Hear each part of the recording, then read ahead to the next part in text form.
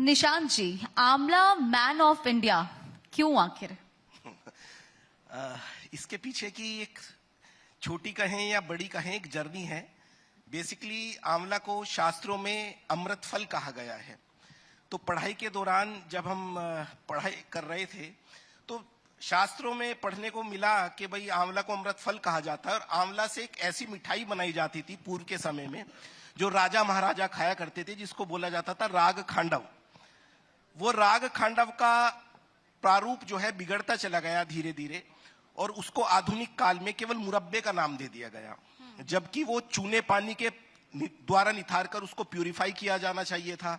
उसमें सारंग मधुमक्खी का शहद होना चाहिए था। ये सारंग मधुमक्खी का शहद जुबान पर देता है मीठा स्वाद, लेकिन पेट में जाकर छोड़ता है कड़वा रस, जो शुगर के पेशेंट्स भी खा सकते हैं। तो विशेष आयोजनों पर इसको बनाया जाता था, दिया जाता था, खाया जाता था। तो मैंने उसी को रिक्रिएट किया आधुनिक काल में, जो इतना ज्यादा पॉपुलर हुआ कि वो एक्सपोर्ट भी होने लगा। और इसी वजह से लोगों ने वो कुछ मिनिस्टर्स के हाथ में जब वो प्रोडक्ट गया तो उन्होंने मुझे इसके लिए सम्मानित किया। जब आमजन को इसके बारे में पता लगा कि भाई इनको आंवला मैन ऑफ इंडिया का अवार्ड भी मिला है, तो आमजन भी मुझे प्यार से आंवला मैन ऑफ इंडिया कहने लगे। अभी हमारे बीच में मिनिस्टर्स भी मौजूद थे, आपने उन्हें जो आंवला की वो क्या दिया उनको, जरा उसके बारे में बताएं। वो बेसिकली वही प्रोडक्ट था जिसके बारे में मैं बात कर रहा था, सुवासित आंवला हम लोगों ने इसको नाम दिया है। शॉर्ट फॉर्म इसकी है सुआंवला, जिसको राग खांडव शास्त्रों में बोला जाता है। ये बेसिकली सारंग मधुमक्खी के शहद और सफेद तिल, गुलाब जल, प्रवाल पिष्टी, केवड़ा, चंदन का इत्र ऐसे पदार्थ से बनता है। और जो लोग कम उम्र में जिनके बाल गिरने लगते हैं, आंखों की कमजोरी आ जाती है, ये इस प्रकार की मिठाई है कि खाने के बाद आप कहेंगे कि हाँ ये परफेक्ट मिठाई है, बट बेसिकली ये दवाई भी है और मिठाई भी है। तो ये 110 रोगों में कार्य करती है। तो बस ये सुआंवला की पीछे की यही छोटी सी कहानी है। छोटा सा मैं जरूर कह रहा हूं, बट ईश्वर की कृपा से आज ये बहुत बड़ा एक प्रोडक्ट बन गया, बहुत बड़ा नाम बन गया। ये हम लोग इसको एक्सपोर्ट भी कर रहे हैं। लेकिन इसके पीछे की सोच आपके ये मतलब कहां से हुई, कैसे आपने सोचा कि इसकी शुरुआत करें? शुरुआत यही है कि जब भी आयुर्वेद का नाम आता है तो लोग आयुर्वेद का नाम आते ही अपनी बोहें सिकोड़ने लगते हैं कि काढ़ा पकाना पड़ेगा, ऐसा कुछ खाना पीना पड़ेगा। तो इसके पीछे की कहानी यही थी कि क्यों ना हम आने वाले समय में कुछ लोगों को ऐसे प्रोडक्ट्स दें कि वो उसको मजे से खा भी लें और उनके अंदर एक औषधि भी पहुंच जाए और उसका लाभ भी उनको मिले। तो इसके पीछे की कहानी, उसके पीछे की सोच ये भी थी कि आजकल के समय में जो हम लोग सुनते आ रहे हैं कि मिठाई एक ऐसे पदार्थों से आजकल बनने लगी जो कृत्रिम होते हैं, तो यही इसके पीछे की सोच थी कि क्यों ना डायबिटिक्स के लिए भी, जिनको मीठा खाने की हेल्दी हो, और शुगर के जो पेशेंट्स होते हैं वो दिनों दिन भारत में बढ़ते जा रहे हैं। और मधुर रस यानी मधुर स्वाद, मीठा स्वाद जो है वो हमारे शरीर को स्निग्धता भी प्रदान करता है, बल भी प्रदान करता है। तो शुगर के रोगी जो होते हैं उनके अंदर बल की कमी आ जाती है, शरीर में जो उनकी फिजिकल और मेंटल स्ट्रेंथ है उसकी कमजोरी आ जाती है। तो हमने इसी माइंडसेट से बनाया था कि डायबिटिक्स के लिए हम लोग बनाए, लेकिन ये डायबिटिक्स के लिए कन्फाइंड होकर प्रोडक्ट नहीं रहा, ये जन जन में पहुंचा। बच्चे भी आज इसको प्रेम से खाते हैं, जवान भी खाते हैं, बुजुर्ग भी खाते हैं। हम अभी बात भी कर रहे थे आपके प्रोडक्ट के बारे में और कैसे ये सोच डेवलप किया आपने इस बारे में भी। इसी के साथ साथ आप सामाजिक कार्यकर्ता, यानी कि समाज में किस तरह से लोगों को सुविधाएं मिल सके, इसके तहत भी आप बहुत सारे काम कर रहे हैं। जैसे कि आपने जिक्र किया था आयुष किचन को, आयुष क्षेत्र को लेकर। इसी के साथ जो आपने रसोई का जिक्र किया था, जो कम पैसे में सही भोजन जी, इसके पीछे क्या आपकी सोच रही, कैसे आपने किया? देखिए, इसके पीछे वैसे मेरी सोच नहीं रही थी। मैंने हमेशा से यही कहा है कि कोई नीडी पर्सन, यदि जरूरतमंद व्यक्ति आपके पास आया है तो ईश्वर ने आपका चयन किया है आपके पास उसे भेजने के लिए। ईश्वर ने आपको इतना सक्षम समझा कि जो आप कमाई करोगे उस पैसे को, उस अर्थ को आप संजोकर रख सकोगे। तो ईश्वर ने आपका एड्रेस उसको बताया है कि उनके पास चले जाइए, उससे आपको सहायता मिल जाएगी। और यदि हम उस बात को ना पहचाने, उसकी सहायता हम समाज की ना करें, तो हमसे कमाने के बाद भी हमसे नक्कारा व्यक्ति शायद कोई नहीं होगा। रोजगार एक अच्छा पाने के बाद भी हमसे ज्यादा बेरोजगार व्यक्ति कोई नहीं होगा यदि हम समाज की सेवा नहीं कर पाए सच्चे तौर पर। तो ये शामली में लायंस क्लब क्राउन ने एक मुहिम चलाई थी सम्मान रसोई के नाम से। तो पहले दिन जब मुझे उसके बारे में पता चला तो उसमें जो कार्यकर्ता है, सेवादार हैं, वो मेरे मित्र भी हैं निजी जीवन में, मैं उनसे मिला। तो हमने ये मुहिम उस दिन से शुरू की, और जो हमसे बन पड़ता है, मुझसे बन पड़ता है, हमारी कंपनी से बन पड़ता है, पहले दिन से हम वो डोनेट करते हैं। और ये भारत की सबसे सस्ती रसोई है, जो 11 रुपए प्रतिदिन में सुबह का भरपेट जिसमें नाश्ता कराया जाता है। किसी दिन चाय होती है, किसी दिन कॉफी होती है, किसी दिन कढ़ाई वाला दूध होता है जिसमें हम केसर और मेवा भी डालते हैं, और उसके साथ किसी दिन ब्रेड होता है, मिल्क, रस्क वगैरह होता है, पोहा होता है। 10 रुपए प्रतिदिन में हम, प्रतिदिन की मैं बात कर रहा हूं, देसी घी का खाना वहां बनवाते हैं। और उसको मैंने स्लोगन दिया है कि हम तन भर के नहीं, मन भर के खिलाएंगे। यानी ऐसा नहीं है कि केवल हम दाल रोटी खिला दें, उसमें हम कार्बोहाइड्रेट्स का भी ध्यान रखते हैं, प्रोटीन का भी ध्यान रखते हैं। उसमें चावल भी होते हैं, 2 तरह की सब्जी होती है, देसी घी लगी रोटी होती है, महीने में 2 से 3 बार उसमें छोले भटूरे भी होते हैं, नान भी होते हैं, मटर पनीर भी होता है, शाही पनीर भी होता है, साथ में उसमें मीठा भी होता है। तो इस तरह की सेवा हम प्रतिदिन उसमें देते हैं। इसके अलावा बहुत सारी सेवाएं हमारी कंपनी द्वारा CSR एक्टिविटीज के रूप में ऐसी दी जाती है कि जिसमें हम नीडी बच्चों को, जो कह भी नहीं सकते, सह भी नहीं सकते, बहुत सारे ऐसे परिवार होते हैं जिन्हें हमें और आपको देखने में लगता है कि वेल टू डू फैमिली है, लेकिन आंतरिक तौर पर उनको फाइनेंशियल दिक्कत होती है। जब उनके बच्चों की फीस देने का समय आता है तो वो फीस नहीं दे पाते, तो उनको हमारी कंपनी फीस मुहैया कराती है, किताबें मुहैया कराती है। हम कहते हैं कि आप यदि कहते हैं कि हमारा बच्चा कॉन्वेंट स्कूल में पढ़ना चाहिए, तो कॉन्वेंट स्कूल की हम फीस देते हैं। इसके अलावा कोशिश करते हैं कि निर्धन कन्याओं की शादी के समय में हम एक गुप्त तौर पे उनके जो जरूरतमंद का सामान जो होता है शादी के तौर पे, वो भी भिजवाते हैं। तो ऐसी ऐसी एक्टिविटीज हम लोग समय समय पे करते रहते हैं। आज अगर हेल्थ सेक्टर का हम जिक्र करें तो इसे लेकर काफी ऑप्शंस है कि इसे इम्प्रूव करने के लिए कैप्सूल्स होते हैं या फिर कुछ हम अदर्स की बात कर लें, लेकिन आयुर्वेद को चुनना मतलब आपने क्यों जरूरी समझा? जरूरी इसी वजह से समझा कि आज के समय की जो मांग है वो आयुर्वेद है।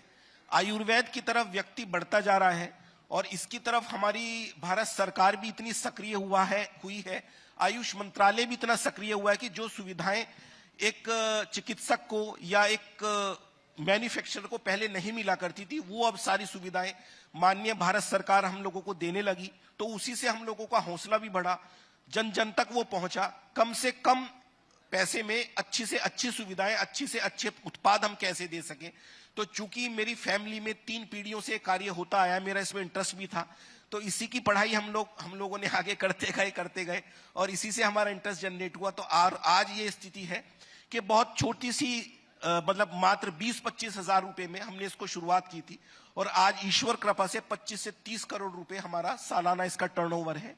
और हम इसमें बहुत ज्यादा प्रोडक्ट्स नहीं बनाते, 4, 5, 6 प्रोडक्ट्स अभी बनाते हैं, बट आने वाले समय में 5-6 प्रोडक्ट्स हम इसमें और डालेंगे। तो हमने वो केवल हमारा उसमें मोटिव रहेगा जैसे शास्त्रों में पेक्यूलियरली लिखा हुआ है उसी फॉर्म में हम लोग दें, लेकिन यदि उसका फॉर्म में हम दें तो वो ऐसी स्थिति में हम दें कि व्यक्ति उसको आराम से खा सके, मतलब वो पकाने करने वाली जो पुरातन व्यवस्था जो चलती थी उस व्यवस्था में ना दे, आदमी उसको खा सके इजीली और उसका लाभ ले सके।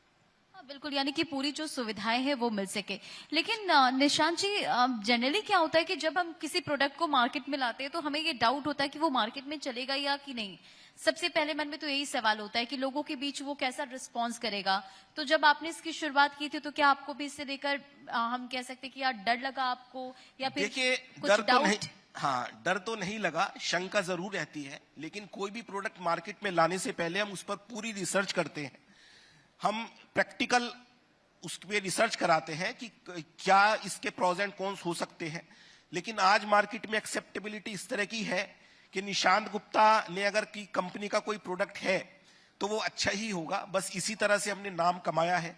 ऑनलाइन प्रेजेंस हम लोगों की ज्यादा अच्छी है, ऑफलाइन प्रेजेंस में हम लोग काम करने में अभी इंटरेस्टेड इस वजह से नहीं है कि आप भी आज के समय में यदि कोई प्रोडक्ट ऑर्डर करना चाहते हैं, कुछ मंगाना चाहते हैं, तो हमने हमेशा से यही सोचा है कि ऑनलाइन को लेके आजकल के समय में लोगों के मन में शंका रहती है कि हो सकता है मंगाए कुछ और आ कुछ और जाए। हमारे पास आज तक भी इस तरह की क्वेरीज आती हैं। हम 4 साल पुरानी कंपनी हो चुके हैं कि हमने मतलब लोग कह देते हैं कि सर ऑनलाइन में तो ऑर्डर करने पे मंगाते कुछ है आता कुछ है।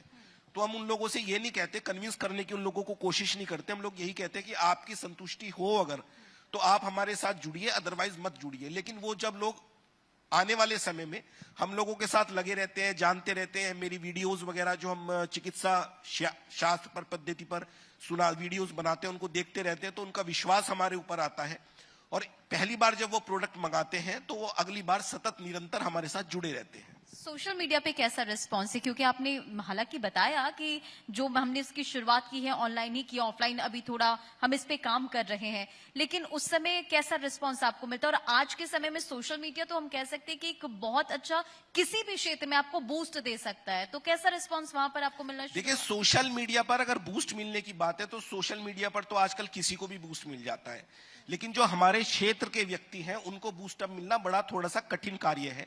सोशल मीडिया की जो शुरुआत है वो मात्र मैंने 2.5 वर्ष पहले शुरू की थी। उस समय मेरे 2300 या 2400 फॉलोअर्स हुआ करते थे और आज यदि मैं बात करूं तो फेसबुक पर अकेले मेरे 2.4 मिलियन फॉलोअर्स हैं, इंस्टाग्राम पर मेरे 1.4 मिलियन फॉलोअर्स हैं और यूट्यूब पर मेरे करीब 5 लाख फॉलोअर्स हैं। यूट्यूब का चैनल मैंने अभी कुछ 3-4 महीने पहले शुरुआत की है। तो रेस्पॉन्स की अगर बात करें तो वो बहुत बढ़िया है। बस मैं यही कहना चाहूंगा कि ये सब आप लोगों का प्रेम है। ये बेसिकली ये बताने की जरूरत नहीं, आपने इतने सारे फॉलोअर्स ही काउंट करा दिए कि इससे समझ में आ रहा है कि काफी अच्छा रिस्पांस है। लेकिन लोगों के मन में आयुर्वेद को लेकर ये शंका रहती है कि काफी स्लो प्रोसेस होता है, तो लोग इस तरफ भागते नहीं। उन्हें लगता है कि जो तुरंत हो जाए, जिससे तुरंत राहत मिल जाए, हम वहीं चले जाते। तो क्या ये सोच आप में आई थी कि इस काम में भी कहीं ये दिक्कत हो सकती है? देखिए, हर जो पैथी है उसकी एक अपनी लिमिट होती है। मैं एलोपैथ को गलत नहीं बोलता। कोई ऐसी स्थिति बन गई कि व्यक्ति का एक्सीडेंट हो गया, ट्रॉमेटिक स्थिति में पहुंच गया, तो ऐसी स्थिति में तो आज की जो व्यवस्था है नॉर्थ इंडिया में, कम से कम साउथ इंडिया में तो आयुर्वेद के ऐसे हॉस्पिटल्स हैं कि वहां ऐसे पेशेंट को ठीक किया जा सकता है। बट नॉर्थ इंडिया में अभी ये पैथी इतनी ज्यादा फ्लरिश, हालिया स्थिति में फ्लरिश नहीं है। बट हाँ, यदि मैं खुद आपसे पूछूं कि यदि पेशेंट है शुगर का, यदि पेशेंट है जोड़ दर्द का, पेशेंट है हाइपरटेंशन का, या ऐसा ही कोई पेशेंट है, तो वो एलोपैथ में जाता है तो वहां भी तो डॉक्टर कहता है कि आपको जिंदगी भर दवा खानी पड़ेगी। तो व्यक्ति के मन में जो ऑरा बन गया है एलोपैथ को लेके, वो ये बन गया है कि एलोपैथ टाइम नहीं लेती, आयुर्वेदा टाइम लेता है। बट ऐसा नहीं है। ये हम लोगों की गलती है कि हम लोग अपनी बात को कम्युनिकेट प्रॉपर तरीके से नहीं कर पाए आमजन के बीच में, कि आयुर्वेद भी पूरी तरह से काम करता है, त्वरित कार्य करता है। इसको मैं एक छोटा सा एग्जांपल देके बताना चाहता हूं कि सपोज किसी व्यक्ति की प्रकृति है वातज, उसको वात प्रकृति शरीर की उसकी एकदम खराब हो जाती है, तो किसी ने उड़द की दाल यदि खा ली तो उसमें उसको एकदम बाय का दर्द हो जाएगा, आप लोगों ने भी सुना होगा। लेकिन उसको यदि हम हींग दे देते हैं या उसके बाद नारियल सूखा हुआ खाने के लिए दे देते हैं तो 5 मिनट में उसको आराम आ जाता है। तो कैसे आया? आयुर्वेद ने धीरे तो नहीं काम किया, आयुर्वेद ने तो बहुत तेजी से काम किया। उड़द की दाल ने अपने साइड इफेक्ट्स दिखा दिए, वहीं उसके बाद यदि हमने नारियल खा लिया तो उसने पॉजिटिव इफेक्ट्स दिखा दिए। किसी को यदि बहुत तेज क्रॉनिक लेवल का, जैसे सुई चुभती है, ऐसा दर्द यदि हो रहा है, तो हमने पानी में हींग घोल के यदि उसकी नाभि में उसकी 4 बूंद टपका दी तो एकदम से उसको आराम आ जाएगा। तो बात यह है कि जिस चिकित्सक के पास हम जा रहे हैं वो कितना दक्ष है अपने कार्य को करने में। और दूसरी सबसे बड़ी बात यह कि मिश्रित पैथी हम ना कर रहे हो। थोड़ा सा धैर्य रख के प्रैक्टिस करने की जरूरत है। चिकित्सक को, एक वकील को कहा जाता है कि प्रैक्टिस करते हैं, तो हम लोग जीवन भर प्रैक्टिस करते रहते हैं। लेकिन प्रोफेशन में आने के बाद हम लोग शास्त्र को, अपनी किताबों को, अपनी स्टडीज को भूल जाते हैं और केवल हम लोग पैसा कमाने में लग जाते हैं। लेकिन हम माइन्यूटली उन चीजों का अध्ययन यदि करते रहें तो आयुर्वेद भी बहुत सारे रोगों में ऐसा कार्य करता है जैसे कि एलोपैथी को माना जाता है। अच्छा, सोशल मीडिया का हम जिक्र भी कर रहे थे, और आज के जमाने में तो सोशल मीडिया का क्या ही कहना, क्योंकि आप रातों रात उसमें चमक भी जाते हैं, आप काफी ज्यादा फेमस भी हो जाते हैं, पॉजिटिव और नेगेटिव दोनों, यानी कि प्रॉस एंड कॉन्स दोनों हैं। लेकिन जो आपकी कंटेंट है, क्योंकि आज तो इस प्लेटफॉर्म पे हजारों ऐसे आयुर्वेद को लेकर कंटेंट मिलते हैं जिसे हम देख के बहुत तुरंत में मानते हैं कि इसे सेव करके रख लेते हैं, इस रील को सेव करके रखते हैं, ये हम फॉलो करेंगे। तो फिर आप किस तरह का कंटेंट क्रिएट करते हैं और क्या उसके पीछे की मंशा है? हम जो कंटेंट क्रिएट करते हैं, 2-3 बात मेरे कंटेंट में आप हमेशा देखिएगा। एक तो वो बिल्कुल शास्त्र सम्मत होती है। हम कोशिश करते हैं कि हम वहां पे रेफरेंस भी दें कि ये किस शास्त्र में मेंशन है, वैश्य रत्नावली में है, रसतंत्र सार में है, या किसी ग्रंथ में मेंशन है। दूसरा, हम केवल उन्हीं रोगों की चिकित्सा बताते हैं जो घर में करना संभव हो, उन्हीं के बारे में हम बताते हैं। इसी वजह से हम कहते हैं कि शुरुआती स्तर की यदि ये वाली दिक्कत आपको है, आप ये कीजिए या फिर आप अपने डॉक्टर से मिलें। तो इस तरह से यदि हम अपने कंटेंट को, अपनी बात को आम जन तक पहुंचाएंगे तो एक समय के बाद उसकी एक्सेप्टेबिलिटी बन जाती है, व्यक्ति मानने लगता है कि हाँ ये जो कहते हैं वो तर्क सम्मत होता है, सोर्स पर आधारित होता है। तो बस यही मुख्य बात है हमारे कंटेंट की। दूसरी चीज ये कि आप शामली जैसे छोटे शहर से निकले, आज आपका नाम है और आप आगे आने वाले समय में और किस तरह से ऐसा काम करें कि आने वाली पीढ़ियां भी याद रखें, इससे लेकर आप काम कर रहे हैं। लेकिन जरा ये बताएं कि अपने साथ साथ उत्तर प्रदेश का भी नाम आगे आप लेके चल रहे हैं, कैसे? उत्तर प्रदेश का नाम आगे हम इसी तरह से लेके चल रहे हैं कि आने वाले समय में अभी हम कार्य जो शाला है, हमारे कार्य क्षेत्र है, वो शामली से हमने पूरे भारतवर्ष में और अन्य देशों में फैलाया हुआ है। लेकिन आने वाले समय में धीरे धीरे हम जो नोएडा जैसे बड़े शहर हैं जो एनसीआर से जुड़े हुए हैं, मेरठ जैसे जो शहर हैं, उनको भी हम टच करना शुरू करेंगे। और इसी तरह से हमारी ये मुहिम रहेगी, ये कोशिश रहेगी कि उत्तर प्रदेश का नाम हम सर्वोच्च स्तर पर, वैसे तो योगी जी ने आज पूरे भारतवर्ष में जहां उत्तर प्रदेश का नाम एक बोहे को सिकोड़ कर लिया जाता था कि आप उत्तर प्रदेश से हो, उत्तर प्रदेश से हो, आज उसी उत्तर प्रदेश का नाम बड़े गर्व के साथ लिया जाता है पूरे भारत देश में कि अच्छा आप उत्तर प्रदेश से हो, आप योगी जी के क्षेत्र से हो। तो हम भी चाहते हैं कि जितनी मेहनत योगी जी कर रहे हैं, तो हर व्यक्ति से मेरा कहना है कि वो अपने प्रोफेशन में उतनी ही मेहनत करें, सतत वो लगे रहें, हर रोज ये सोचते रहें कि क्या हम नया कर सकते हैं, क्या बेहतर कर सकते हैं। क्योंकि आज वो समय आ गया है कि जितनी आसानी से हम लोग अपने प्रोफेशन में अपने आप को चमका सकते हैं, समाज को चमका सकते हैं, वो समय ना शायद कभी था और ना कभी वो आएगा। क्योंकि इतना आसान हो गया है हर कार्य को करने में, जहां किसी को कोई लाइसेंसिंग कराने में, कोई कुछ भी कराने में महीनों से वर्षों तक का समय लगा करता था, आज वो ऑनलाइन होने में कुछ घंटे या कुछ मिनट में पूरा हो जाता है। तो बस इसी वजह से, इसी कारण से मैं संदेश देना चाहूंगा कि आने वाले समय में हम यूपी के अन्य जो शहर हैं उनको टच करना शुरू करेंगे, छोटे छोटे सेंटर्स, लर्निंग सेंटर्स। इसे लेकर कोई प्लान आपने बना रखा है? हाँ, इसको लेके हमने प्लान बनाया है। बहुत जल्दी हम उस प्लान को डिस्क्लोज करेंगे और वो हम उसका जो क्रियान्वयन है वो देखने को मिलेगा सभी लोगों को। इसी के साथ हम बात ये भी कर रहे थे कि आयुर्वेद को लेकर अगर हम इसका जिक्र करें तो लोगों तक इसकी पहुंच ज्यादा बढ़े, क्योंकि इससे पहले हमने डिस्कस किया कि आयुर्वेद एलोपैथ को लेकर, लेकिन आयुर्वेद को लेकर लोगों तक इसकी जानकारी और बढ़े, इसे लेकर कोई अभियान या किसी तरह का कोई काम? आयुर्वेद को लेके लोग, देखिए सब लोग कहते हैं कि आयुर्वेद आजकल बहुत फ्लरिश हो रहा है, आयुर्वेद जन जन तक पहुंच रहा है, आयुर्वेद घर घर तक पहुंच रहा है। लेकिन इसको लेके मेरे मन में एक टीज है कि आयुर्वेद बस उतना ही लोगों तक पहुंच रहा है जितना उसको सोशल मीडिया पर सुनने को मिलता है। आयुर्वेद को व्यक्ति नीम जामुन करेला, गिलोय हल्दी, अजवाइन नमक, सेंधा नमक, ये सब चीज समझता है, बल्कि जबकि आयुर्वेद इससे बहुत कोर लेवल की विज्ञान है, बहुत कोर लेवल की चिकित्सा है। और इसी के पीछे हम सतत लगे हुए हैं कि लोगों के मन में इसके प्रति एक आश्वासन आए कि हाँ, आयुर्वेद जैसा हम समझते हैं उससे बहुत ज्यादा समृद्ध चिकित्सा है। तो सोशल मीडिया आज के समय में इसका सबसे सशक्त माध्यम है अपनी बात लोगों तक पहुंचाने के लिए, बशर्ते आप उसको सोर्स के साथ कहें, एविडेंसेस के साथ कहें, तभी लाभ है, अदरवाइज कोई लाभ नहीं है। जैसे बाकी लोग रातों रात समृद्धि पाते हैं और 2, 3, 4, 5 महीने के बाद उनको आमजन भूल जाते हैं, तो ऐसा नहीं होना चाहिए। आप ये कैसे इंश्योर करते हैं कि जो पेशेंट होगा उसे फायदा पहले मिले और प्रॉफिट खुद को बाद में आए? क्योंकि जनरली आपने जिस तरह से सारी चीजें हमें बताई, उस रसोई किचन का जिक्र किया, तो वो समझ में ये आता है कि आपकी प्रायोरिटी क्या है। लेकिन इस प्रायोरिटी को ग्राउंड में उतारना कितना इंपॉर्टेंट लगता है और किस तरह से आप काम कर रहे हैं? प्रायोरिटी को ग्राउंड पे उतारने पर हम इसी तरह से काम कर रहे हैं कि बहुत ज्यादा तेजी से अगर हम कोई भी कार्य करने लगेंगे तो वो चीजें धूमिल हो जाती हैं, जो हमारा मोटिव होता है, जो मोडस ऑपरेंडी होती है, वो पथ भ्रमित हो जाती है। तो इसी से मेरा समझाने का तरीका यह है कि सपोज 1 महीने में अगर हम 50 औषधियां इंट्रोड्यूस कर दें यूपी में या पूरे भारतवर्ष में, तो जो हमारा मोटिव है उस बात के पीछे, तो वो धूमिल हो जाता है। तो बस हमने इसी बात का ध्यान रखा है कि कम से कम का अर्थ ये नहीं है कि जितने, अब सोना तो सोने के दाम आएगा, यदि किसी औषधि में सोना डलना है या चांदी डलनी है, क्योंकि आयुर्वेद में भस्मों का बड़ा महत्व है। हालांकि उस लेवल की औषधियां भी हम नहीं बनाते, अभी बहुत इनिशियल लेवल की औषधियां जो हम बनाते हैं फूड्स के तौर पे। हमने इसी वजह से हमेशा कोशिश की है कि हम आने वाले समय में भी ऐसी औषधियां बनाएंगे जो व्यक्ति को खाने में ऐसी लगे, टेस्टी भी लगे, वो मिठाई की तरह हो या नमकीन की तरह हो या इजिली पैलेटेबल हो, बच्चा भी उसको खा सके। अगर वो बच्चे की औषधि हो, वो कम से कम कड़वी हो, उसकी जो कड़वाहट है, कषाय जो उसमें रस है, वो हम कम कर सके, उसको बोला जाता है एनजीडी, न्यू जनरेशन ड्रग। जैसे आपने देखा होगा कि आजकल आयुर्वेदा में कैप्सूल्स भी आने लगे हैं, सॉफ्ट जेल्स कैप्सूल्स भी आने लगे हैं। तो बस हम इसी पर लेकर ग्राउंड पर उतरे हैं, इसी पर हम कार्य करेंगे और वो देखने को हमें मिल भी रहा है।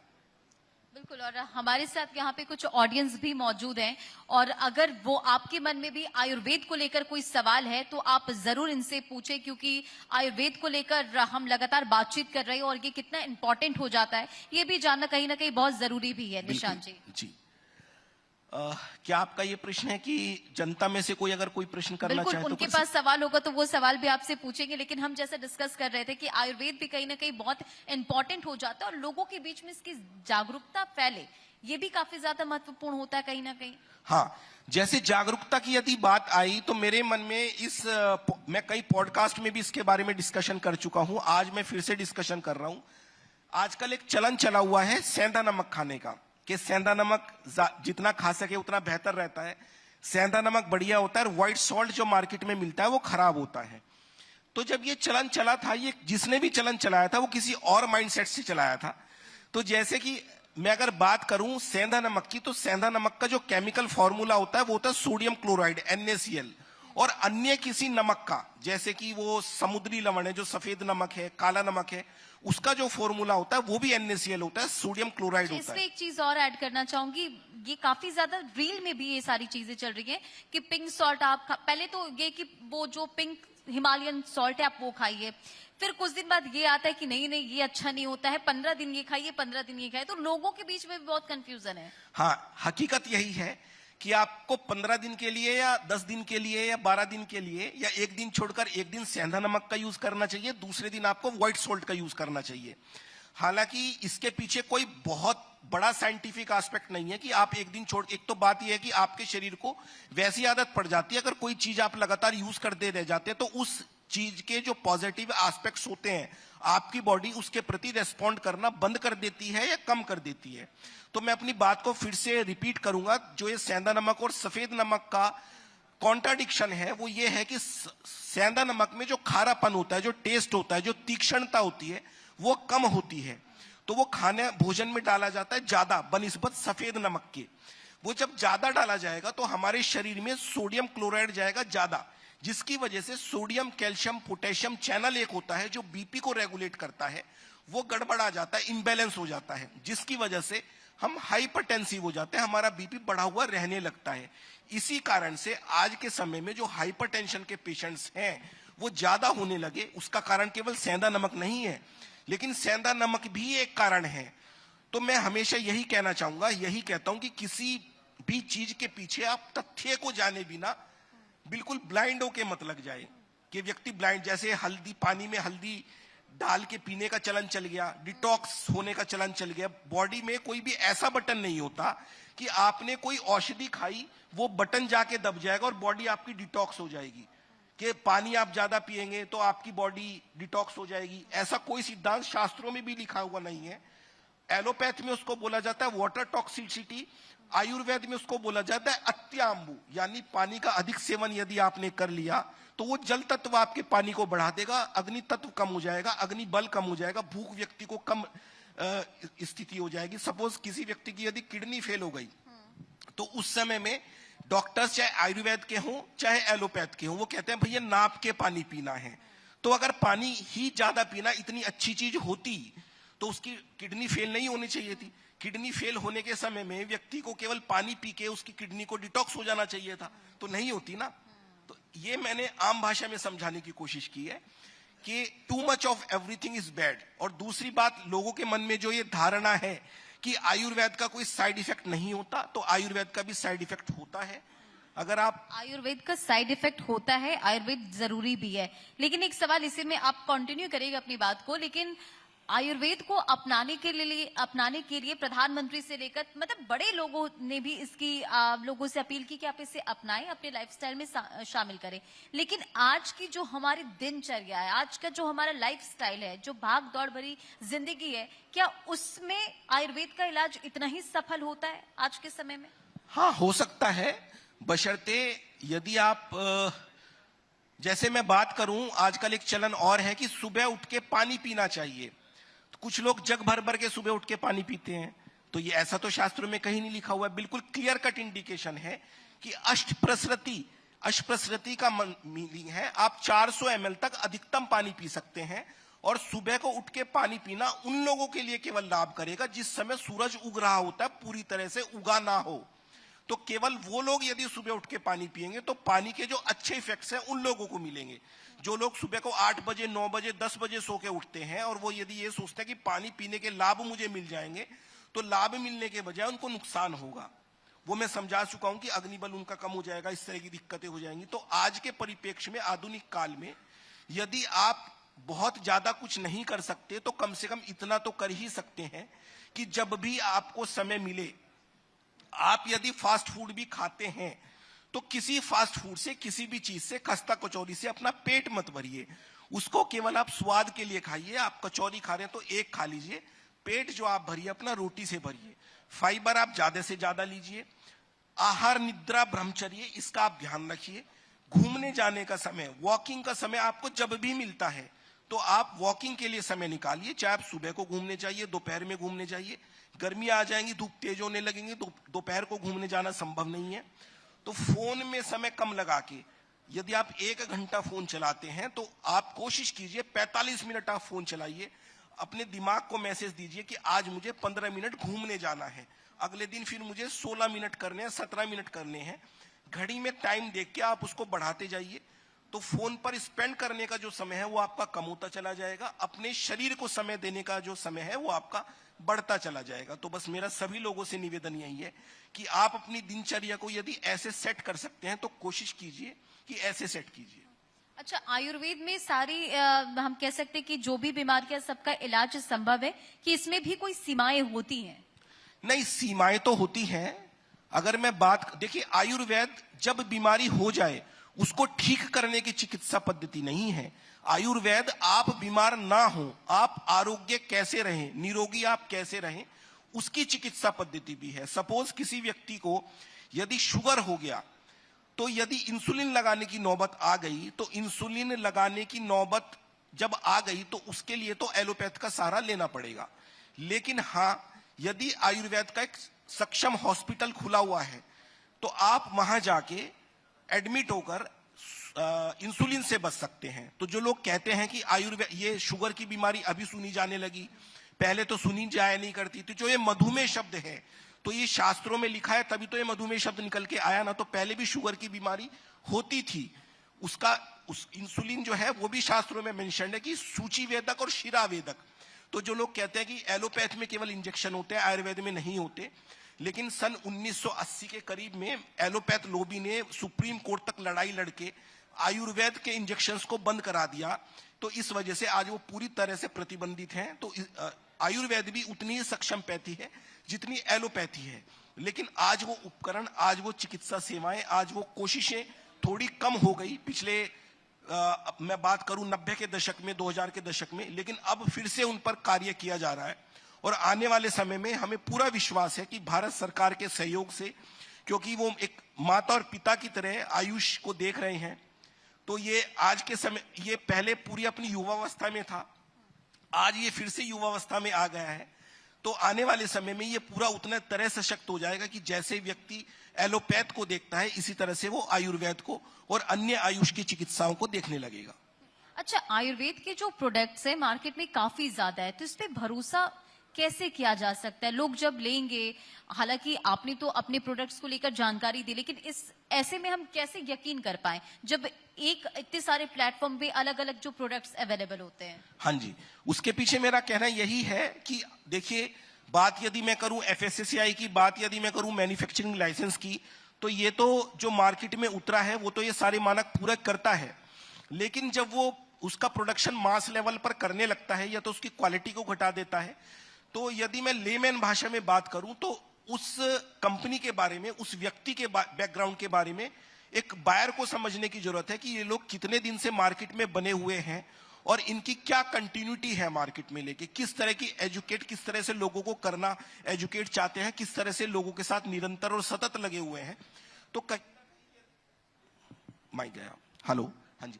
तो कहीं ना कहीं हम लोगों को ये देखने की जरूरत रहनी चाहिए कि कोई भी कंपनी, कोई भी व्यक्ति कितनी कंटिन्यूटी से मार्केट में बना हुआ है और जो उसके पीछे का माइंडसेट है वो कैसा है, बनिस्बत इसके कि केवल अगर हम लेबल को देख के ये सोचना चाहे कि लेबल पर मैं कोई ऐसी चीज देख लूं कि वो सारे मानकों को पूरा कर रही है, नहीं कर रही है, तो बड़ा मुश्किल है। तो उसका परख बस इसी तरीके से होती है कि कोई भी उत्पाद यदि आप खरीदना चाहते हैं तो 2-3 दिन लगाकर उसके पीछे रिसर्च कर लें, रिव्यूज वगैरह देख लें, आपको पता चल जाएगा। बहुत बहुत शुक्रिया हमारे सेशन में जुड़ने के लिए और आयुर्वेद को लेकर ये पूरी जानकारी हमारे साथ शेयर करने के लिए। आपका बहुत बहुत धन्यवाद। Thank you.